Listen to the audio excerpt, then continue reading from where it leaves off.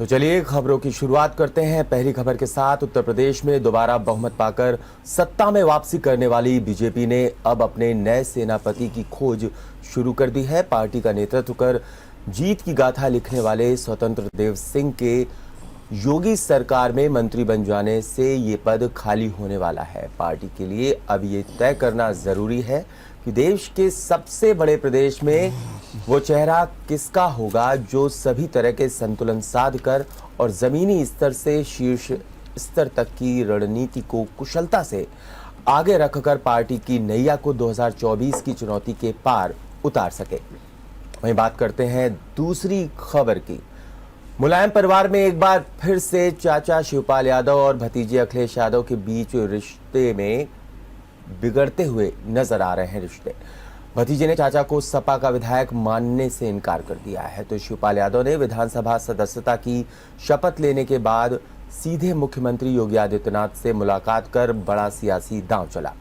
भविष्य के फैसले पर उन्होंने कहा कि वक्त आने पर इसका खुलासा करेंगे। शिवपाल के इस रहस्यमय बयान के बाद सियासी चर्चा तेज हो गई है। शिवपाल यादव के करीबियों की माने तो चुनाव के वक्त परिवार और समाज के दबाव की वजह से शिवपाल यादव ने जहर का घूंट पीकर सब कुछ बर्दाश्त कर लिया था, पर अब वो बर्दाश्त नहीं करेंगे और अपने लिए नई सियासी राह तलाशेंगे।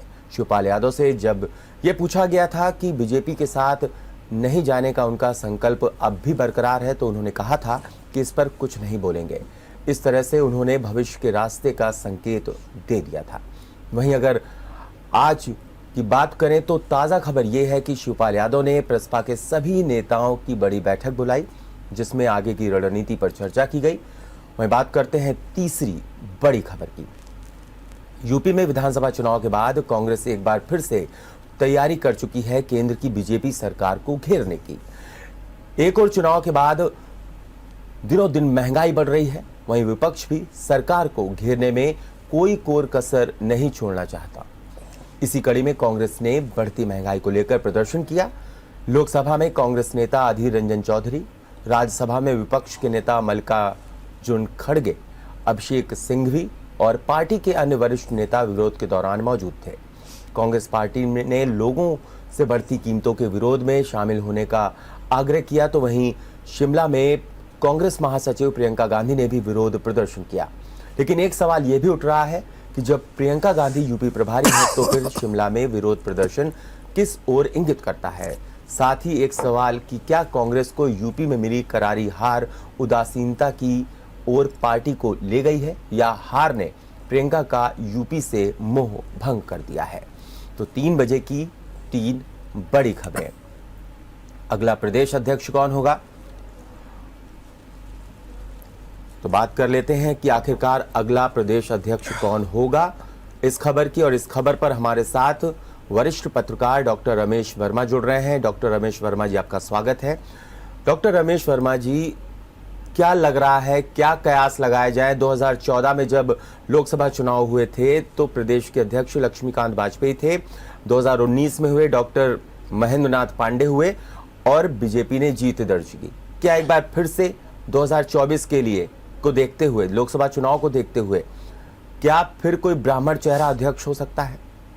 बिल्कुल हो सकता है जी, इसमें भी दो राय नहीं है जी, क्योंकि 2024 का जो चुनाव है उसके लिए भारतीय जनता पार्टी को कुछ चेहरे चाहिए। तो अगर आप देख लीजिए तो इनके पास पिछड़े वर्ग में मौर्य केशव प्रसाद का एक चेहरा है जी। चेहरा स्वतंत्र देव सिंह का भी है निश्चित रूप से, और यूँ अगर देखिए तो हमारे मुख्यमंत्री योगी आदित्यनाथ का भी एक चेहरा है जी। वो लोग आरोप भी लगाते रहते हैं, सीधे सीधे ठाकुर वर्ग के हैं। लेकिन अगर देखा जाए तो ब्राह्मणों का कोई भी चेहरा ऐसा अभी तक सामने नहीं आया है जो कि समावेशी हो, पूरे प्रदेश को एक करके रख सके और वक्त पड़ने पर 2-2 हाथ भी कर सके। ऐसा चेहरा भी चाहिए।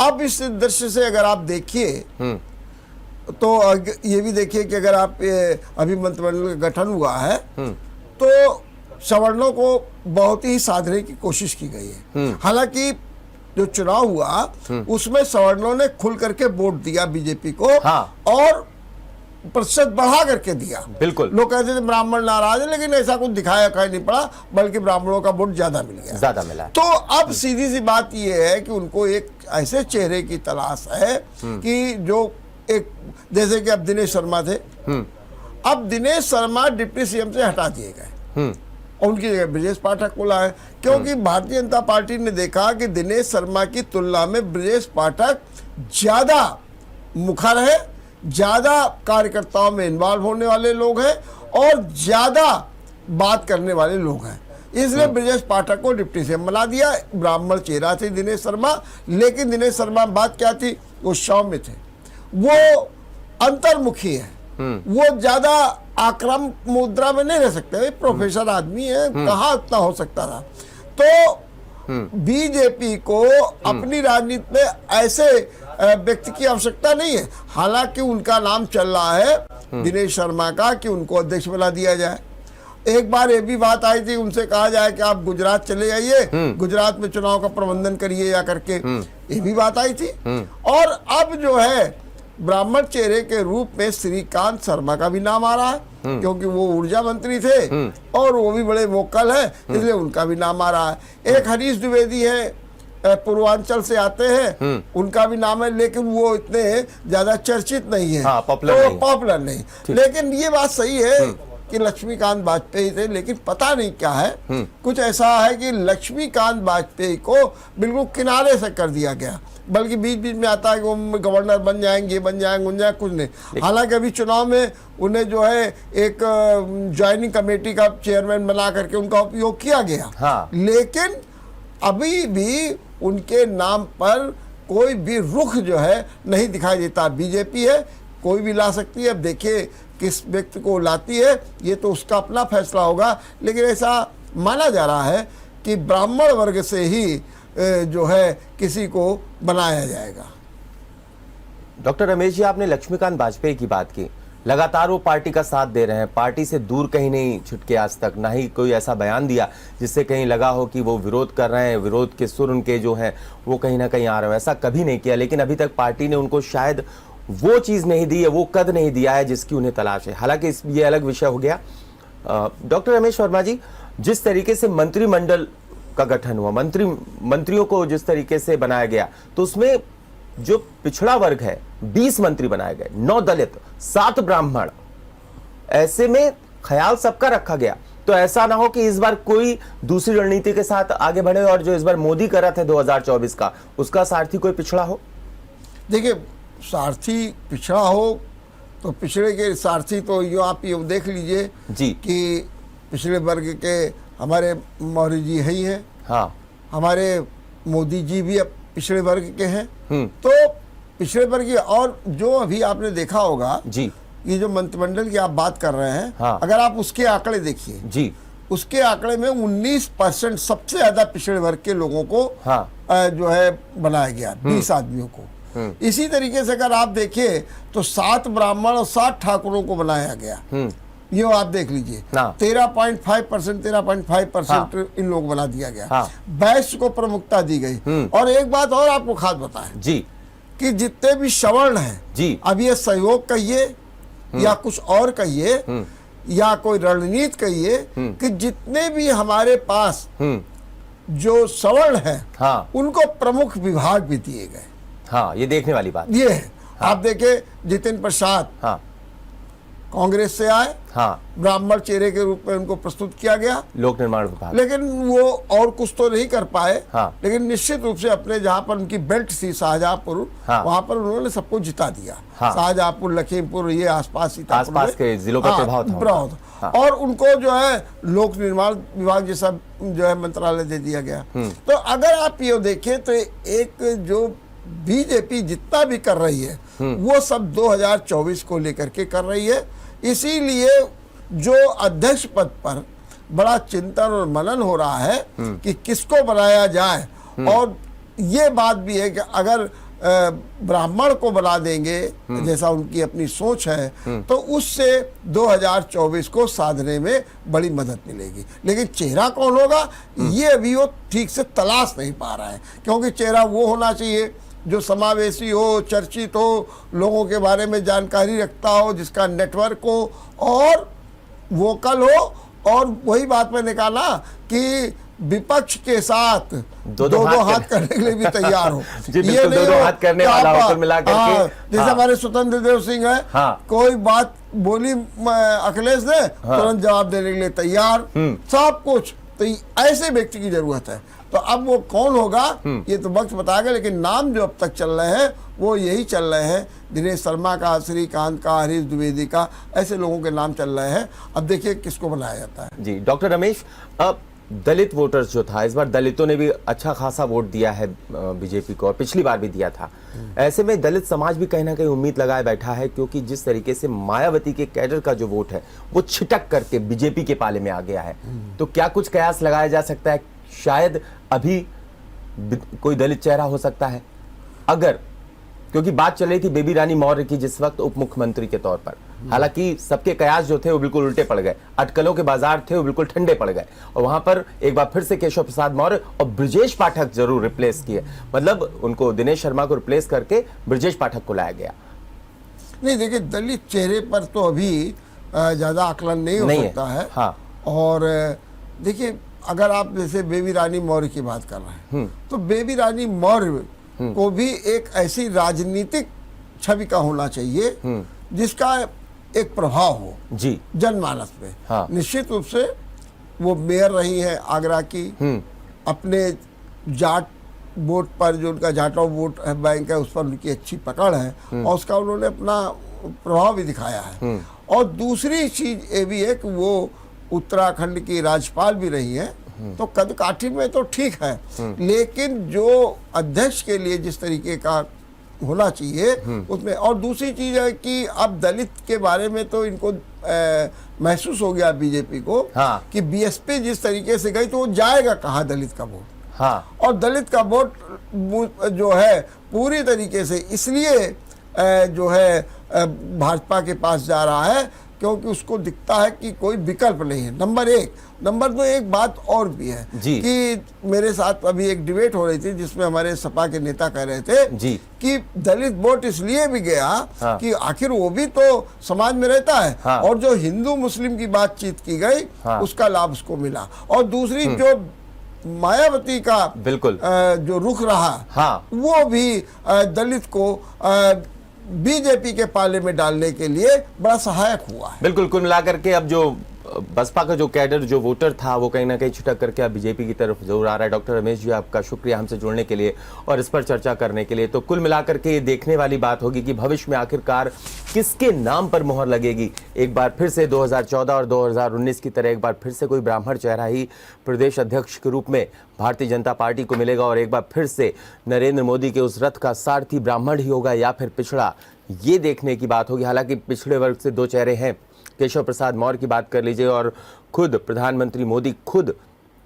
उस समुदाय से आते हैं और उस जातीय समीकरण को साधते हुए नजर आते हैं। लेकिन सवाल ये उठता है कि अगर ब्राह्मण एक बार फिर से चेहरा आता है प्रदेश अध्यक्ष के तौर पर, तो 2024 की राह बीजेपी की आसान जरूर हो जाएगी। अब बात कर लेते हैं दूसरी खबर की। जिस तरीके से शिवपाल यादव ने मुलाकात की है योगी आदित्यनाथ से, उनके आवाज पर जाकर के अटकलों का बाजार गर्म है कि क्या अब शिवपाल बीजेपी का दामन थामेंगे। बड़ी बात ये निकल करके आ रही है, क्योंकि उन्होंने साफ तौर पे कहा है कि अब, और उनकी साथ ही साथ एक बात और भी यहां पर जोड़ दूं कि उनकी कोर ग्रुप की जो बैठक थी, जरूरी जो नेता थे उनके, जो वरिष्ठ हैं, विशिष्ट हैं, उन सबसे उन्होंने गहन मंत्रणा की है। उसके बाद किसी ना किसी डिसीजन मेकिंग में पहुंचेंगे, क्योंकि अखिलेश जो है उन्हें लगातार नकारते हुए नजर आ रहे हैं। चुनाव के पहले अखिलेश का कुछ और रुख होता है, चुनाव के बाद एकदम से बदलते हुए तेवर अखिलेश की नजर आते हैं। और इसी खबर पर हमारे साथ हमारे संवाददाता राशिद जुड़ गए हैं लखनऊ से। राशिद, क्या मायने माने जाएं, क्या मायने निकाले जाएं, क्या अटकलें लगाई जाएं इस मुलाकात के, जिस तरीके से जो मुलाकात की है शिवपाल यादव ने योगी आदित्यनाथ से, इसके क्या कुछ मायने? देखिए ओम जी, आपको बता दें कि जिस तरह से अटकलें जो लग रही थी, क्योंकि विधानमंडल की जो समाजवादी पार्टी की बैठक थी उसमें शिवपाल यादव नहीं पहुंचे थे, जिसके बाद कयास लगने शुरू हो गए थे। उसके बाद में शिवपाल यादव दिल्ली भी गए, जहां उन्होंने गृह मंत्री से जी। वक्त मांगा, लेकिन मुलाकात नहीं। लेकिन कल जो है मुख्यमंत्री योगी आदित्यनाथ से उन्होंने मुलाकात की, लेकिन ये शिवपाल के खेमे के जो नेता है वो कह रहे हैं कि ये शिष्टाचार मुलाकात थी। देखिए एक बात बता दें आपको कि राजनीति में कोई भी शिष्टाचार मुलाकात इस तरह से नहीं होती है कि जब जो कयास लगाए जा रहे थे उत्तर प्रदेश में, जो सियासत में कयास लगाए जा रहे थे उसको लेके ये शिष्टाचार मुलाकात नहीं मानी जा रही है। लेकिन एक बात और भी बता दें कि शिवपाल यादव राजनीति के एक बड़े खिलाड़ी हैं और मंझे हुए खिलाड़ी। कहीं ना कहीं ये ऐसा भी हो सकता है कि अखिलेश यादव पे एक दबाव बनाने की भी बात हो सकती है, क्योंकि शिवपाल यादव ने आज एक कार्यक्रम में कहा भी है कि अभी वक्त नहीं है। तो कहीं ना कहीं ये उन्होंने मुलाकात तो की है, लेकिन इससे ये साफ जाहिर होता है कि अभी शिवपाल यादव भारतीय जनता पार्टी के साथ जाएंगे या नहीं जाएंगे, ये एक कयास लोग लगा रहे हैं और ये संक्षेप का विषय बना हुआ। देखिए एक बार बता दें कि शिवपाल यादव कोई भी निर्णय इतनी आसानी से नहीं लेते। हो सकता है कि अखिलेश यादव पे एक दबाव बनाने के लिए आज जैसे कोर कमेटी की उन्होंने बैठक की, तो बैठक करने को भी एक साफ तौर पर एक मैसेज जाता है कि ये बैठक हम क्यों कर रहे हैं, क्योंकि वो मुख्यमंत्री से मुलाकात की, बीजेपी के मुख्यमंत्री से मुलाकात करने के बाद में एक बैठक आपने की, तो कहीं ना कहीं ये मैसेज देने की आप कोशिश कर रहे हैं कि अगर हमारा सम्मान जो हम चाहते हैं वो नहीं मिला तो हम कहीं ना कहीं राशिद, यहाँ पे एक सवाल है और लाइटन मोड में ये है कि आखिरकार जब भी शिवपाल की जरूरत पड़ती है समाजवादी पार्टी को, मुलायम बीच में कूद पड़ते हैं और कहते हैं शिवपाल आप अखिलेश के साथ खड़े नजर आइए। वो मुझे दौर भी याद है 2017 का, वो वक्त भी याद है, वो तारीख भी याद है जिस वक्त चुनाव आयोग ने कहा था कि आइए हमारे पास और अपने पेपर्स दीजिए कि सिंबल हम किसको दें। मुलायम सिंह यादव और अखिलेश यादव के बीच में तनातनी का वक्त था। उस वक्त मुलायम सिंह यादव लगातार कह रहे थे कि मैं शिवपाल के साथ खड़ा हूं, शिवपाल ने बहुत कुछ पार्टी के लिए किया है, लेकिन अंत में सिंबल किसको मिलता है? अखिलेश यादव को। उस मीटिंग में, चुनाव आयोग के साथ की गई मीटिंग में मुलायम सिंह यादव ने किसी भी तरीके के डॉक्यूमेंट सबमिट नहीं किए थे और ऐसे में एक बार फिर से दिल्ली में मुलाकात होती है शिवपाल की मुलायम सिंह यादव से, हालांकि बीमार है। अब उस तरीके का दौर चला गया है, उस तरीके की मुलाकातों का दौर चला गया है, पारिवारिक कलह सबके सामने है और ऐसे में पार्टी के लिए काम करना है, शिवपाल साफ तौर पे कहते हुए नजर आ रहे हैं। और कहीं ना कहीं बीजेपी के साथ, क्योंकि उन्होंने अमित शाह से भी वक्त मांगा था, हालांकि अमित शाह ने उन्हें वक्त नहीं दिया, तो इसके मायने तो कहीं ना कहीं ये निकल के आ रहे हैं कि बीजेपी में शामिल हो सकते हैं, लेकिन वो वक्त कौन सा होगा इस पर चर्चा करने की जरूरत है। राशिद, मानते हैं आप? देखिए आपको बता दें, मैंने अभी भी यही कहा कि शिवपाल यादव एक मंझे हुए खिलाड़ी है राजनीति के। कहीं ना कहीं वो हो सकता है कि अखिलेश यादव पे दबाव बनाना चाह रहे। हाँ। देखिए अगर वक्त अभी नहीं है तो हाँ। अखिलेश जिस तरह से उन्होंने योगी आदित्यनाथ से कल मुलाकात की और रक्षा मंत्री, गृह मंत्री से भी उन्होंने समय मांगा था, लेकिन अमित शाह ने उनको वक्त नहीं दिया, तो कहीं ना कहीं ये दिख भी रहा है कि अखिलेश यादव पे दबाव बनाना चाह रहे। क्योंकि देखिए 2022 निकल चुका है, लेकिन 2024 भी सामने है और कहीं ना कहीं ये भी अखिलेश यादव भी जानते हैं कि अगर शिवपाल यादव अगर हमारे खेमे से और भारतीय जनता पार्टी के खेमे में चले जाएंगे तो 2024 में एक बड़ा नुकसान हो सकता है। देखिए विपक्ष की जो पार्टी है उनका जो निशाना है अब 2024 से, देखिए आपको बता दें कि जिस तरह कांग्रेस ने आज प्रदर्शन भी किया है और कांग्रेस का टारगेट एक 2024 देखा जा रहा था, 2022 उत्तर प्रदेश में नहीं देखा जा रहा था। तो इसको लेके भी एक विपक्ष की पार्टी जो है वो खेमेबंदी कर रही है, भारतीय जनता पार्टी को घेरने की सारी तैयारी कर रही। ऐसे में अगर शिवपाल यादव समाजवादी पार्टी से निकल के भारतीय जनता पार्टी में चले जाएंगे तो समाजवादी पार्टी को निश्चित तौर पर बड़ा नुकसान होगा और इसलिए कहीं ना कहीं वो एक अपनी उपस्थिति दर्ज करा रहे हैं कि उत्तर प्रदेश में हम भी कुछ है और राजनीति के माने हुए खिलाड़ी भी हैं, तो इस वजह कहीं ना कहीं वो अखिलेश यादव पे एक दबाव बनाना चाह रहे। देखने वाली बात ये होगी क्या अखिलेश यादव इस दबाव में आते हैं या चाचा को अपने जो मुकाम देना चाहिए वो देते हैं या नहीं देते हैं, संगठन में जिम्मेदारी किस तरह की दे, इसको लेके भी चर्चाएं चल रही हैं। देखिए मुलायम सिंह यादव से शिवपाल यादव ने मुलाकात की है। देखिए ये परिवार में देखा गया है कि जब भी कुछ होता है तो लोग मुलायम सिंह यादव के पास जाते हैं, चाहे अपर्णा यादव हो, शिवपाल सिंह भी गए, उनसे मुलाकात की। देखिए मुलायम सिंह यादव जो है अब समाजवादी पार्टी में एक संरक्षण के तौर पर है, लेकिन अब कहा जाए तो समाजवादी पार्टी में अगर किसी की चलती है तो वो अखिलेश यादव की चलती है। तो अब देखने वाली बात ये होगी ठीक है राशिद, अखिलेश यादव बिल्कुल राशिद, चलती है तो मुलायम सिंह यादव की चलती है जरूर, लेकिन अखिलेश यादव इस वक्त जो डिसीजन लेते हैं वही मान्य होते हैं। आपका शुक्रिया राशिद हमसे जुड़ने के लिए और इस पर तमाम चर्चा करने के लिए। तो कुल मिलाकर के अब देखना ये होगा, ये वक्त बताएगा कि आखिरकार ऊंट किस करवट बैठेगा, यानी कि क्या शिवपाल यादव अब बीजेपी का दामन थाम लेंगे और ऐसे में भारतीय जनता पार्टी को उनके पार्टी में आने से कितना फायदा होगा, ये देखने वाला वक्त बताएगा। इस वक्त में मालूम चलेगा, 2024 के चुनाव में मालूम चल जाएगा, अगर कहीं शिवपाल यादव बीजेपी के साथ खड़े होते नजर आते हैं। अब बात कर लेते हैं तीसरी खबर की। कांग्रेस का हल्ला बोल प्रदर्शन है महंगाई को लेकर के। जिस तरीके से महंगाई पर कांग्रेस का हल्ला बोल है, सरकार को घेरने की कोशिश है, ऐसे में सवाल बार बार कांग्रेस की तरफ से ये उठाए जा रहे हैं कि अब आखिरकार पेट्रोल की कीमतों के रेट इतने ज़्यादा क्यों बढ़ाए जा रहे हैं। लगातार 9 दिन में 8 बार रेट बढ़ चुके हैं, आज भी 80 पैसे रेट बढ़े हैं पेट्रोल और डीजल के। और ऐसे में सवाल अब ये उठ रहा है कि आखिरकार जब $100 प्रति बैरल के रेट हैं, $100 से भी नीचे के प्रति बैरल है, तब रेट बढ़ रहे हैं, और जब $130 प्रति बैरल था तब रेट कम कर दिए गए थे। कौन सी नीति, कौन सी स्ट्रेटजी, कौन सी पॉलिसी के तहत काम हो रहा है, ये हालांकि समझ से परे हो जाता है। हालांकि जब तक चुनाव थे, नतीजे नहीं आए थे, तब तक रेट नहीं बढ़े थे। हालांकि कांग्रेस ने हमला जरूर किया था और कहा था कि चुनाव के नतीजे आने के बाद बीजेपी जो है केंद्र में, वो जिस तरीके से महंगाई जो होगी वो बढ़ाएगी और ऐसे में पेट्रोल और डीजल के जो रेट हैं वो बढ़ते हुए नजर आए। घरेलू गैस सिलेंडर के रेट भी 50 रुपए बढ़ा दिए गए। तो इसको लेकर के अब कहीं ना कहीं कांग्रेस का हल्ला बोल नजर आ रहा है, कांग्रेस बीजेपी को घेरते हुए नजर आ रही है। और इसी खबर पर हमारे साथ राहुल श्रीवास्तव लखनऊ से जुड़ गए। राहुल, आपका रुख करना चाहूंगा। 9 दिन में 8 बार पेट्रोल और डीजल के रेट बढ़ गए हैं, ऐसे में जनता तो हलकान है, लेकिन सवाल ये जहन में है मेरे कि जब $100 के अंदर है क्रूड ऑयल का जो दाम है, $100 प्रति बैरल, तब रेट बढ़ रहे हैं, और $130 प्रति बैरल थे तब रेट नहीं बढ़ रहे थे।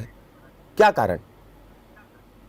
कारण चुनाव है। जिस तरह से 5 राज्यों में विधानसभा चुनाव था और कहीं ना कहीं जो वोट बैंक खिसकने की एक जो सभी पार्टियों की जो आशा होती है कि अगर कहीं उस समय रेट बढ़ाए होते तो निश्चित तौर पर वोट बैंक जो उनका खिसक जाता, यही एक डर था। और जैसे ही चुनाव संपन्न हुआ, पिछले 6 दिनों की बात करें तो करीब 6 रुपए से ज्यादा पेट्रोल और डीजल के दाम बढ़ गए हैं। राजधानी लखनऊ की बात करें तो 100 रुपए के आसपास पेट्रोल के दाम है, वही डीजल के दाम भी है। तो निश्चित तौर पर लगातार जो महंगाई की मार है वो आम लोगों के जेबों पर पड़ रही है। आज कांग्रेस ने प्रदर्शन किया है, कांग्रेस सड़कों पर उतरी है। दिल्ली समेत पूरे भारतवर्ष में कांग्रेस के कार्यकर्ताओं नेताओं ने प्रदर्शन किया है। इसके अलावा दिल्ली में सोशल मीडिया पर भी तमाम जो नेता हैं उन्होंने अपनी अपनी बातें रखी है। लखनऊ में भी मायावती लगातार ट्वीट कर रही है जिस तरह से पेट्रोल के दाम बढ़ रहे हैं। तो निश्चित तौर पर महंगाई लगातार जो बढ़ रही है उससे आम जनता पूरी तरह से परेशान है। चाहे गैस सिलेंडर की बात कर लें, इसके अलावा चाहे पेट्रोल और डीजल की बात कर लें।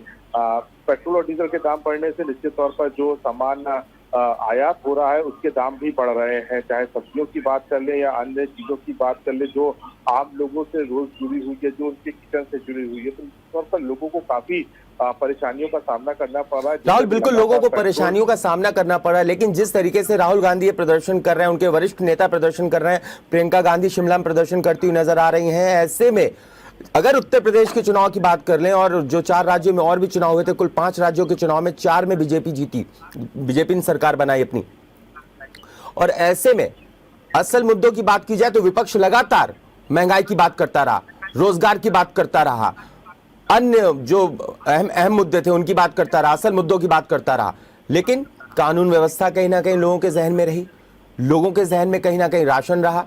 तो ऐसे में इस तरीके के प्रदर्शन कहीं ना कहीं जनता को अपनी ओर खींच नहीं पाएंगे, आकर्षित करते हुए नहीं दिख रहे हैं। कुछ अलग करना पड़ेगा इनको। देखिए, निश्चित तौर पर पिछले 5 सालों में जिस तरह से दाम बढ़े हैं तो जितनी भी विपक्षी पार्टियां थी वो सोशल मीडिया का माध्यम से वो अपनी बात रखती थी। लेकिन अगर आपको जनता के बीच में जाना है, अगर आपको इन मुद्दों को गंभीरता से उठाना है तो निश्चित तौर पर आपको सड़कों पर उतरना पड़ेगा। आपको याद है जब कांग्रेस की सरकार थी और भारतीय जनता पार्टी पक्ष में थी, तमाम जो स्मृति ईरानी की बात कर ले, राजनाथ सिंह की बात कर ली, लोग सड़कों पर उतरे थे, गैस सिलेंडर लेके उतरे थे। और उसका फायदा बीजेपी को मिला। विपक्ष को भी अगर वही करना है, अगर जनता के दिलों में फिर से जगह बनानी है, अगर जनता के जो मुद्दे हैं जिससे जनता जूझ रही है तो उनको सड़क पर उतरना पड़ेगा। अगर सड़क पर नहीं उतरेंगे तो ऐसे ही उनको दरकिनार जनता हमेशा करती रही है और करती रहेगी। विपक्ष लगातार आवाज उठा रहा है, चाहे राहुल गांधी की बात करें, प्रियंका गांधी की बात करें, अखिलेश यादव की बात करें या मायावती की बात करें, लेकिन जनता चाह रही कि उनके बीच में कौन आएगा। और निश्चित तौर पर आपने जो बात कही कि जो वोट दिया गया है वो कानून व्यवस्था पर दिया गया था, जो राशन मिल रहा है फ्री राशन महीने में 2 बार, उस पर वोट दिया गया था, उसको उसकी जो मियाद है वो बढ़ा दी गई है। हाँ। 3 महीने की जैसे सरकार सत्ता में उसकी बढ़ा दी है। तो नेता भी जानते हैं इसमें पिस रहा है मध्यम वर्गीय लोग ही इसमें पिस रहे हैं, जो रोज सुबह ड्यूटी जाते हैं और उसको महीने में सैलरी मिलती है। उन्हीं लोग की हालत सबसे ज्यादा खराब है और ऐसे लोगों की आवाज विपक्ष को बनना पड़ेगा, क्योंकि एक बहुत बड़ा वर्ग है मध्यम वर्गीय जो इस वर्ग में आते हैं और जो रोजाना इस परेशानी से 2-4 हो रहे हैं। तो निश्चित तौर पर जब तक विपक्ष सड़कों पर नहीं उतरेगा तब तक जनता विपक्ष के करीब नहीं जाएगी और इस तरह के जो हालात है उससे आम जनता को बिल्कुल विपक्ष को कहीं ना कहीं सड़क से लेकर संसद तक प्रदर्शन करते हुए नजर आना चाहिए और मेहनत करनी पड़ेगी जमीनी तौर पर, क्योंकि सियासी जमीन को एक बार फिर से अगर विपक्ष वापस चाहता है तो उसको कहीं ना कहीं सड़कों पर उतर करके मेहनत करनी पड़ेगी, लोगों से बात करनी पड़ेगी, लोगों के मुद्दे लगातार उठाने पड़ेंगे, जिससे भी कोई भी सरकार जो हो तानाशाह ना हो जाए। आपका शुक्रिया राहुल हमसे जुड़ने के लिए और इस पर तमाम जानकारी देने के लिए। तो इस वक्त की बेहद 3 बड़ी खबरें, बेहद अहम 3 बड़ी खबरें जो हमने आपको बताई और आपने उसको समझा होगा, उसका विश्लेषण को समझा होगा कि आखिरकार अब कौन होगा बीजेपी का नया अध्यक्ष उत्तर प्रदेश में, साथ ही साथ शिवपाल के योगी से मुलाकात के क्या है मायने और साथ ही साथ क्यों आखिरकार महंगाई डायन खाए जाते हैं। फिलहाल अभी के लिए इतना ही। आप देखते रहिए जेएमडी न्यूज। अगर आपको हमारा वीडियो पसंद आया हो तो हमें लाइक करें, सब्सक्राइब करें और ज्यादा से ज्यादा शेयर करें और हाँ, बेल आइकॉन दबाना ना भूलें ताकि हर खबर का अपडेट आप तक पहुंचे तुरंत। आप हमें इंस्टा, ट्विटर और फेसबुक पर भी फॉलो कर सकते हैं। हमारी आईडी है @JMD News Flash।